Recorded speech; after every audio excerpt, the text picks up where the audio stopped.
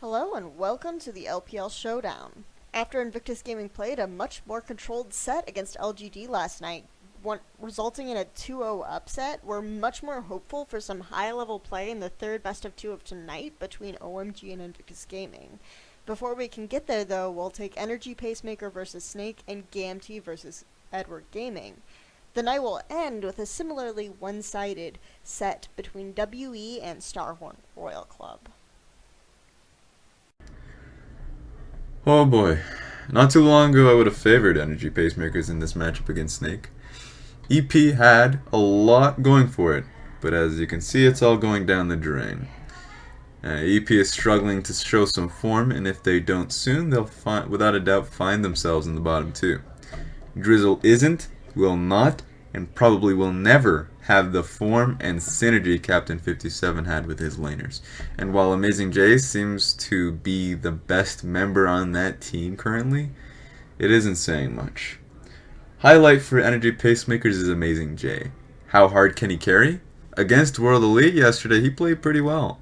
But he needs to downright be superhuman to lug that weight to the finishing line. Snake also found themselves with two new Koreans, the direct comparison being Beast versus Drizzle, and it's no surprise that I find Beast to be better in any and every way possible for this team, while EP has found themselves under a scrappy skirmish playstyle. Snake has evolved from that form ages ago. Highlight for Snake is Flandre. Can Flandre drive a spear through the heart of EP? Spoiler alert, yes. Flandre is the better player in the top lane matchup. So if it's up to Amazing J to carry his team's load, it's not looking good if he cannot carry his own this set.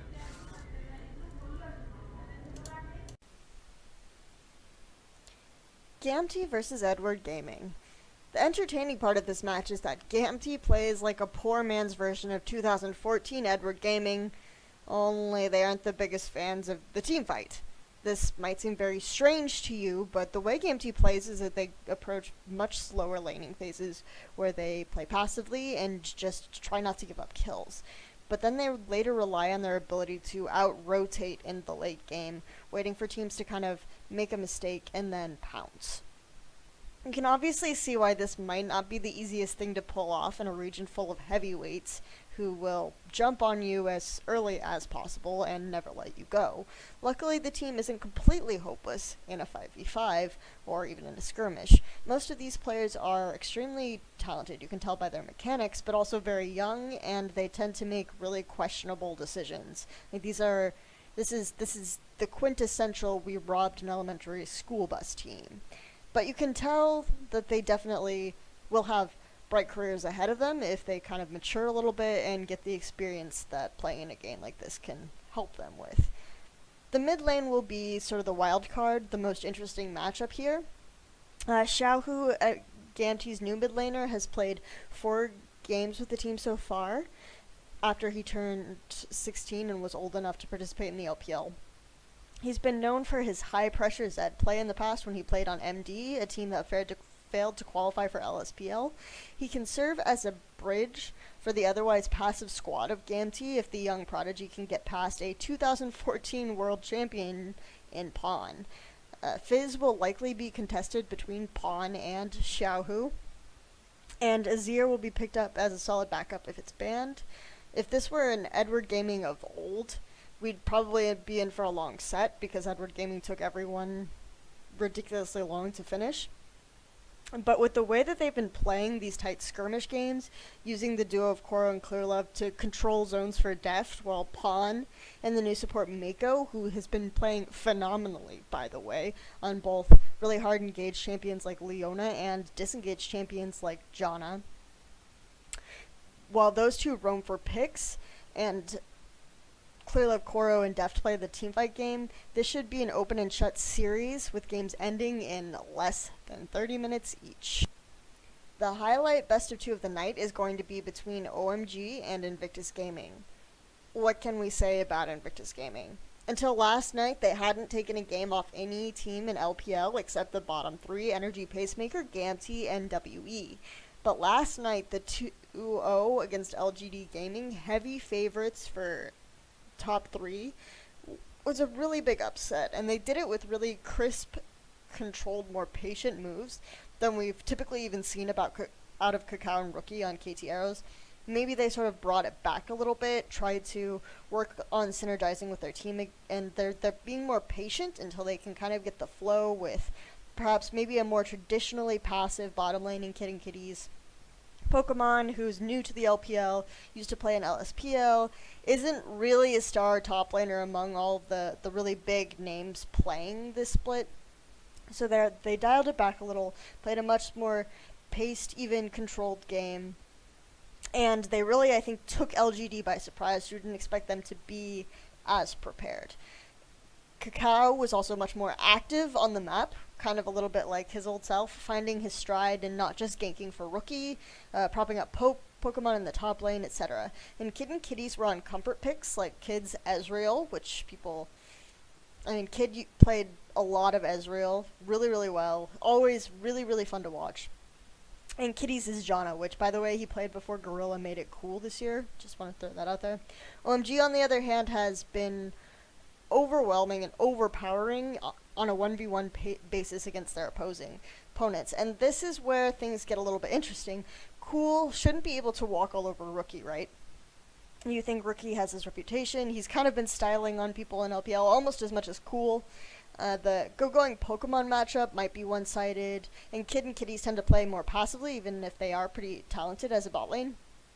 So, if OMG doesn't do a poorly executed lane swap or anything, the sidelines still should go in OMG's favors, but Rookie should make things more difficult for Cool in general. In this case, we'll get to see an OMG that doesn't necessarily snowball every single lane. They might come out with some creative jungle picks to deal with Kakao. And meanwhile, if Invictus Gaming plays like they did last night, they seem a bit more cohesive, maybe even than OMG is right now. And I might even favor them for this matchup if they can play as well as they did last night. It's really going to be down to whether Loveland can invade and shut down Kakao, or if Cool can play really, really well against Rookie. Or maybe even if OMG just, says, screw the mid and jungle, we're just going to completely destroy them in the side lanes and plow through the game, and then it's not even going to be interesting. But it's going to be down to how well they play it, kind of the strategies that both teams bring. Either way, I'm really excited to see this. I think OMG might be able to sweat a little bit, and I expect both teams to come prepared with something here. World Elite for Starhorn Royal Club is not going to be a very great matchup, I feel. I think that World Elite is hardly threatening to Starhorn Royal Club, so I'll keep this brief, and here's why. Now, a lot of people realize how strong Starhorn Royal Club looked with Uzi, and the fact that he brought them to Worlds twice. The thing is Cola and Korn, the solo laners of Starhorn Royal Club, have really come into their own, and now it feels like they're actually a better team because they're more diverse and flexible in terms of what they can play out strategically, because they no longer just focus on Uzi carrying everything. And now that the solo laners have not only improved, but they'll be acquiring more resources, it's a really promising matchup for World Elite, or for Starhorn. Now, World Elite's really, really looking the worst they've ever looked. I believe the only game they took was against Vici earlier on. They've lost against IG, LGD, Masters 3, OMG, Snake. They have not been looking good, we'll put it that way.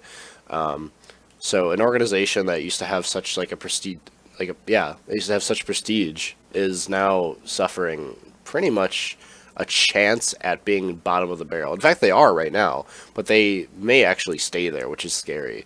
Now, the talent isn't actually terrible in World Elite. It's definitely not top class, but you have STYZ on there, who used to be a really strong starter for LGD. You have Spirit, who is appearing to be in Elo Hell right now. It's really sad. But, it also has its weak links. It has Ninja, not the greatest mid laner. Aluka, who, was on the force that Name carried positive energy for, over his back a while back to get first place in the split, back when the competition was admittedly lesser as well. So, it's so hard to find an appropriate matchup here that actually is like the thing to watch, just because the laners are just utterly meh.